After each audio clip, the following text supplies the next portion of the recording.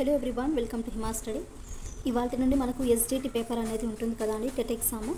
కాబట్టి లాస్ట్ మనకు జరిగిన ఎగ్జామ్స్లో చూసుకుంటే కంటెంట్ గురించి చాలా కష్టంగా వచ్చింది పేపర్ అంటున్నారు. ఈజీగానే ఉంటుందండి, ఏమంటే మనం కొంచెం లైట్ తీసుకుని ఉంటాము. బాగా ఎక్కువగా హార్డ్ వర్క్ చేసిన వాళ్ళకైతే కంటెంట్ కూడా చాలా ఈజీగా ఉంటుంది. ఇంకా సైకాలజీలో కనుక చూసుకున్నట్లయితే ప్రజ్ఞాలబ్ధి, ఎరిక్సెను, దాంట్లో మనకు విభాగాలు ఉంటాయి కదా. నెక్స్ట్ మెయిన్గా నిర్వచనాలు, వైయక్తిక భేదాలు, స్మృతి విస్మృతి, ఇంకా ఐసీటీలో కొన్ని టాపిక్స్, ఇలా మనకు చాలా ఓవరాల్గా చూసుకున్నట్లుగా అయితే టాపిక్స్ ఎక్కడైనా సరే మెయిన్గా మనకు ఇవ్వడం అయితే జరిగింది. ఏమంటే కొంచెం హార్డ్ వర్క్ మీరు కన్నా ఎక్కువ చేసి అంటే ఎగ్జామ్ అనేది బాగా రాయొచ్చు అండి. పేపర్ అయితే కష్టంగానే వచ్చింది అంటున్నారు, బాగా చదివిన వాళ్ళకైతే ఈజీగానే ఉంటుంది. కానీ ఇప్పుడు మనం ఏం చేద్దామంటే కంటెంట్ కష్టం వచ్చింది కదా, ఎలా చదవాలి, నెక్స్ట్ మనకు కూడా ఎలా వస్తుందో పేపర్ అని టెన్షన్ వదిలేసి ప్రస్తుతం మనము బాగా ప్రిపేర్ అయ్యి ఉంటాం కదా అండి, ఒకసారి మళ్ళీ రివిజన్ చేసుకోండి. ఇన్ని డేస్ నుండి మనం ప్రిపేర్ అయ్యే మొత్తము ఒక క్షణంలో వెళ్ళిపోతుంది మీరు టెన్షన్ పడడం వల్ల. కాబట్టి టెన్షన్ ఫ్రీగా ఉండేసి ప్రిపేర్ అవ్వండి. ఇప్పుడు మనకు స్కూల్ అసిస్టెంట్ వాళ్ళకి 18 నుండి కదా స్టార్ట్ అయ్యేది. వన్స్ అగైన్ నేను మళ్ళీ మీకు ఒకటే చెప్తానండి, టెన్షన్ పెట్టుకోకండి, ధైర్యంగా ఎగ్జామ్ రాసేయండి. ఇన్ కేస్ తెలియని క్వశ్చన్స్ కన్నా అయితే ఫస్ట్ తెలిసినవన్నీ చేయండి. తెలియని వాటి గురించి ఎలా అంటే నేను జస్ట్ ఇలానే ఫాలో అవ్వాలని రూల్ ఏం లేదండి, నా ఎక్స్పీరియన్స్ ప్రకారం అయితే చెప్తున్నాను. ఇప్పుడు మనకు స్టేట్మెంట్స్ ఇస్తారు కదా, 4 ఆప్షన్స్ ఇచ్చేసి అందులో ఏ స్టేట్మెంట్ అయితే కొంచెం పెద్దగా ఉంటుందో దానికి పెట్టేసేయండి ఆన్సర్. మనం 150 బిట్స్ అయితే చేయాలి ఖచ్చితంగా. ఏదో మనకి ఇంకా తెలియదు అనుకునే టైంలో ఈ మెథడ్ ఫాలో అవ్వండి. నెక్స్ట్ 1, 2, 3, 4 అనేసి ఇట్లా ఆప్షన్స్ ఇస్తారు కదా, అందులో మీకు ఏదైతే ఎక్కువగా అనిపిస్తుందో, మనసుకు అనిపిస్తుందో ఆప్షన్ పెట్టేసేయండి. 5లో మనకు ఒకటైనా రైట్ అవ్వదా అండి, కాబట్టి ఈ మెథడ్ కూడా ఫాలో అవ్వండి. తెలియని వాటి గురించి మళ్ళీ మేడం చెప్పారు కదా అనేసి బ్లైండ్గా పెట్టుకొని వెళ్ళొద్దు, అన్నీ మీకు తెలిసినవన్నీ చేసుకుంటూ వెళ్ళండి. తెలియని వాటి గురించి అయితే టిప్ని అయితే ఫాలో అవ్వండి. ఇంకా మన క్లాసెస్ అయితే రెగ్యులర్గా పోస్ట్ చేయడం లేదా అండి, నాకు కూడా టైం లేదు కదా అండి. ఇంకా మనకు 19 దగ్గరలో ఉంది కాబట్టి మళ్ళీ ఒకసారి బుక్స్ అన్నీ నేను తిరిగేస్తున్నాను. ఇవాళ వచ్చేసి ఇది 10th క్లాస్లోని భారతదేశ శీతోష్ణ, ఇందులో 35 బిట్స్ అయితే ఇచ్చారు. ఒకసారి మనం చూద్దామండి ఏమేమి ఇచ్చారు ఏంటి అనేసి. దగ్గర పోలికలు ఉంటాయి, 9th, 8th, 10th ఇలా. కానీ క్వశ్చన్ అడిగే పద్ధతి వేరుగా ఉంటుంది, అక్కడ కన్ఫ్యూజ్ అవుతాం మనం. కాబట్టి ఇచ్చే బిట్టు ఫస్ట్ చదవండి, చదివేసి వాడు ఏ రకంగా ఇచ్చాడు ఎలా అనేసి మనము థింక్ చేయండి. 1.5 అవర్ టైం ఉంటుంది కదా, కాబట్టి టెన్షన్ లేకుండా పేపర్ ముందు మీరు జాగ్రత్తగా బాగా క్వశ్చన్ని అర్థం చేసుకొని ఆన్సర్ పెట్టేయండి. ఇంకా ఎవరైనా మన క్లాసెస్ కన్నా మీకు నచ్చితేనే లైక్ చేయండి, అలానే షేర్ చేసి సబ్స్క్రైబ్ చేయడం మాత్రం మర్చిపోకండి. ఇంకా ఫస్ట్ బిట్ చూడండి ఫ్రెండ్స్. ఒక ప్రాంతంలో ఒక నిర్దిష్ట సమయంలో వాతావరణ పరిస్థితులను ఈ విధంగా పిలుస్తారు.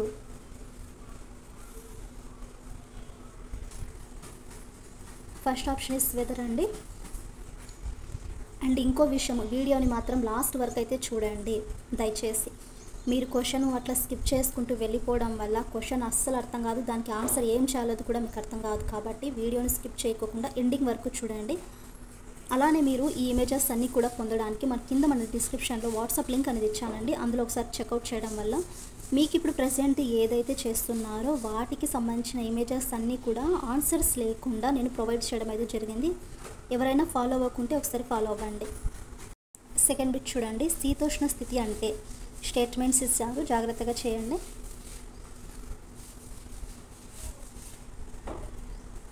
Second option is correct answer అండి. ఒక ప్రదేశంలోని దీర్ఘకాలిక వాతావరణ స్థితి అంటే ఎప్పటికీ.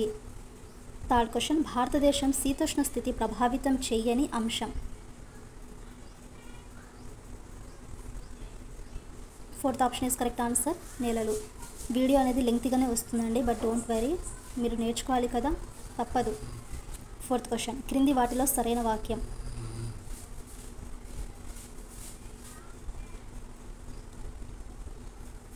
Third option is correct answer, భూమధ్య రేఖ నుండి ధృవాల వైపు ప్రయాణిస్తే వార్షిక సగటు ఉష్ణోగ్రతలు తగ్గుతాయి. ఫిఫ్త్ క్వశ్చన్, క్రింది వాటిలో సరికాని వాక్యం ఏది.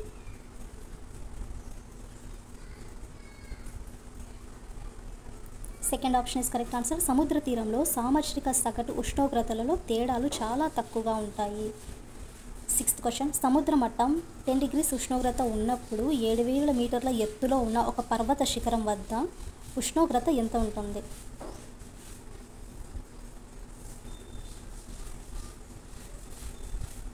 Second option is correct answer, -32°C. 7th question, భారతదేశంలో ఏ అక్షాంశాల వద్ద తూర్పు జెట్ ప్రవాహం ఏర్పడుతుంది? ఇక్కడ కూడా చాలామంది పొరపాటు పడతారు. ఇది గుర్తుపెట్టుకోండి, తూర్పు జెట్ ప్రవాహం. First option is 25° ఉత్తరాక్షాంశం. ఉత్తరాక్షాంశం ఇట్లాంటివన్నీ ఇచ్చింటారని కన్ఫ్యూజ్ అవుతాం కాబట్టి ఇది గుర్తుపెట్టుకోండి. 8 పశ్చిమ విక్షోభాలకు చెందని అంశం.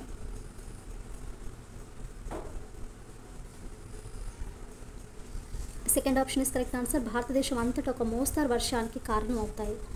9th భారతదేశంలో మే జూన్ నెలల మధ్య వీచే వేడి పొడిగాలులను ఈ విధంగా పిలుస్తారు. కళ్ళు మూసుకొని ఆన్సర్ చేయొచ్చు కదా. ఇక్కడ చూడండి, మే జూను ప్లస్ అలాగే వీచే వేడి మరియు పొడిగాలులను అంటేనే మనకు లూ వస్తుంది. కాబట్టి third option is correct answer, లూ.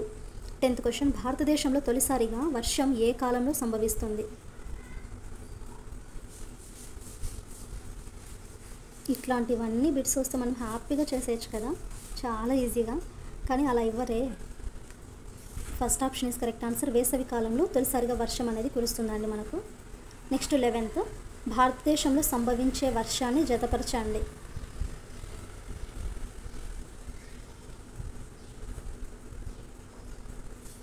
Second option is correct answer, A వచ్చేసి 3 అండి, ఆంధీలు వచ్చేసి ఉత్తరప్రదేశ్. నెక్స్ట్ బి వచ్చేసి 1 కాలాబైసాకి పశ్చిమ బెంగాల్. సి వచ్చేసి 4 చెరీ బ్లోసమ్స్ కర్ణాటక. డి వచ్చేసి 2 మ్యాంగో షవర్స్ తొలకరి జల్లులు, మామిడి జల్లులు అంటారు కదా అలా. నెక్స్ట్ 12th, హిందూ మహాసముద్రంలోని ఏ పవనాలు వీచడం వల్ల భారతదేశంలో ఋతుపవనాలు ఏర్పడతాయి?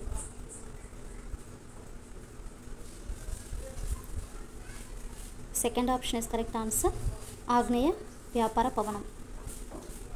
నెక్స్ట్ 13, భారతదేశానికి వచ్చిన ఋతుపవనాలు ఈ విధంగా విడిపోతాయి.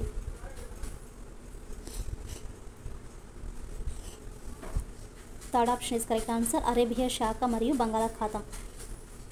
14, పశ్చిమ విక్షోభాలు ఏ కాలంలో వర్షాన్ని ఇస్తాయి?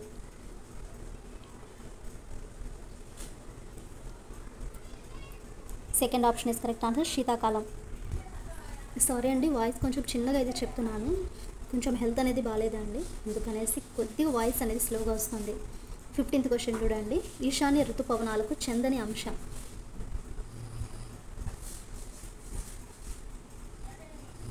Fourth option is correct answer, వాయువ్య ఉత్తర భారతదేశంలో అల్పపీడనం ఏర్పడుతుంది. 16, ఈశాన్య ఋతుపవనాల వల్ల అధిక వర్షం పొందే తీరం. ఈశాన్య ఋతుపవనాల వల్ల. Third option is correct answer, Coromandel. 17, ఋతువులు నెలలను జతపరచండి. ఫ్రెండ్స్ మీరు ఇక్కడ గమనించండి, టెక్స్ట్ బుక్లో మనకు ఆన్సర్ ఏ ఇచ్చారు, అదే ఈ మెటీరియల్ ఉంది కదా దాంట్లో మనకు ఫస్ట్ ఆప్షన్ ఇచ్చారు, బట్ ఆ ఫస్ట్ ఆప్షన్ ఇస్ అనేది రాంగ్ అండి. కరెక్ట్ ఆన్సర్ ఇదో చూడండి.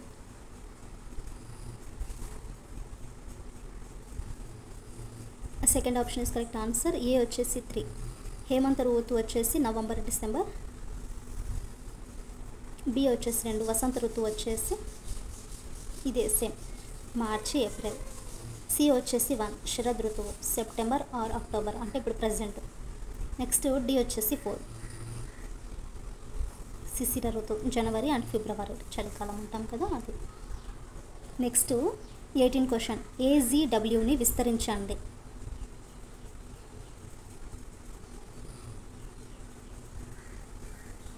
Second option is correct answer, anthropogenic global warming. 19, ధృవాలు కరగడం వల్ల విడుదలయ్యే ప్రధాన వాయువు.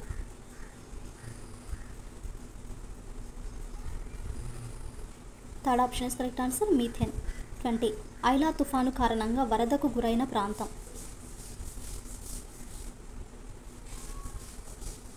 First option is correct answer, Sundarbans. 21, భారతదేశంలో అధిక వర్షపాతం పొందే ప్రాంతం. గుర్తుపెట్టుకోండి, అధిక వర్షపాతం.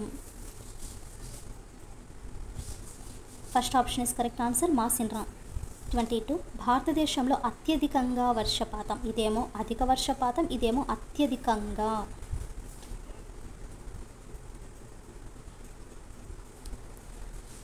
Second option is correct answer. నైరుతి ఋతుపవన వర్ష. 23 వేసవి కాలంలో భారతదేశంలో ఉష్ణోగ్రత విస్తరణలో సరైన అంశం ఎన్నుకోండి. First option is correct answer. దక్షిణం నుండి ఉత్తరానికి ప్రయాణిస్తే ఉష్ణోగ్రతలు పెరుగుతాయి. 24 పీడన మేఘల వ్యవస్థకు వ్యతిరేకంగా ప్రయాణించే పవనాలు. Third option is correct answer. ఋతుపవనాలు. నెక్స్ట్ 25 తిరోగమన ఋతుపవనాలకు చెందని అంశం. ఫ్రెండ్స్ ఇది కూడా గమనించండి, దీనిలో కూడా మనకు ఆన్సర్ అనేది రాంగ్ ఇచ్చారు. ఇందులో ఉన్న స్టేట్మెంట్స్ అన్నీ కూడా కరెక్ట్ ఆన్సర్ అండి. ఇక్కడ చెందని అంశం ఇచ్చారు కదా, కాబట్టి ఇక్కడ ఏది కూడా మనకు వ్యతిరేకంగా అనేది లేదు, కాబట్టి ఈ 4 ఆప్షన్స్ కూడా కరెక్టే అండి.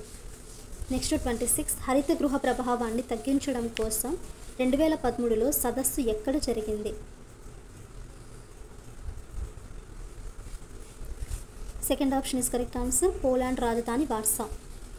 27 క్రింది వాటిలో భారతదేశ శీతోష్ణ స్థితి అంశాలలో సరికాని అంశం.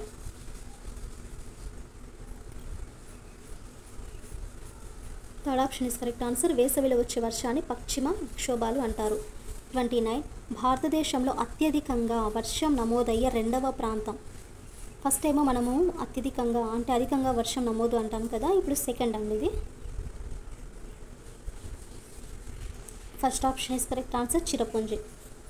29 తిరోగమన ఋతుపవన వర్షం అధికంగా సంభవించే ప్రాంతం. Third option is correct answer. Coromandel. Next 13 bit చూడండి. పశ్చిమ కనుమల వర్షాఛాయ ప్రాంతం. First option is correct answer. Tamil Nadu. 31 monsoon అనే పదం మౌసం అనే ఏ భాషా పదం నుండి వచ్చినది?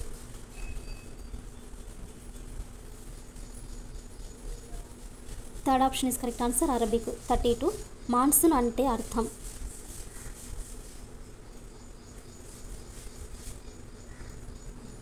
First option is correct answer. ఋతువు. 33 రాజస్థాన్ రాష్ట్రాన్ని క్రింది వాణిలో ఏ ప్రాంతంగా చెప్పవచ్చు?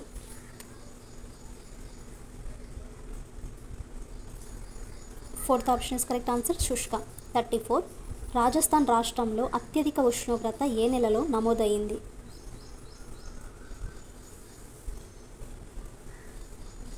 Second option is correct answer. May.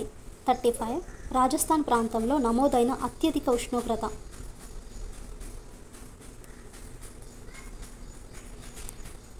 Fourth option is correct answer. 50 degree centigrade.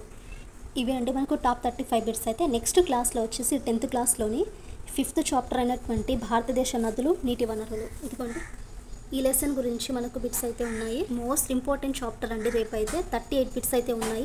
Class miss కాకుండా చూడండి. ఎవరైనా ఉంటే దయచేసి లాస్ట్ మూమెంట్ కదా, కాబట్టి ప్రతి క్లాస్ ప్రతి వీడియో ఏ చిన్న వీడియో అయినా సరే అందులో ఎంతో కొంత మ్యాటర్ ఉంటుందండి. ఫస్ట్ మీరు స్కిప్ చేయకోకుండా కాన్సన్ట్రేట్గా చూడండి. అక్కడ క్వశ్చన్ ఏమి ఇచ్చారు, ఇక్కడ క్వశ్చన్ ఏమి ఇచ్చారు, ఏ విధంగా అడిగారు అనేసి గురించి ఆలోచనలు చేసి ఆన్సర్ అనేది చేస్తుండాలి. మీకు మన క్లాస్లో ఉండే వీడియోస్ యూస్ఫుల్ అయితే మీకు నచ్చితేనే లైక్ చేసి షేర్ చేసి అలాగే సబ్స్క్రైబ్ చేయడం మాత్రం మర్చిపోకండి.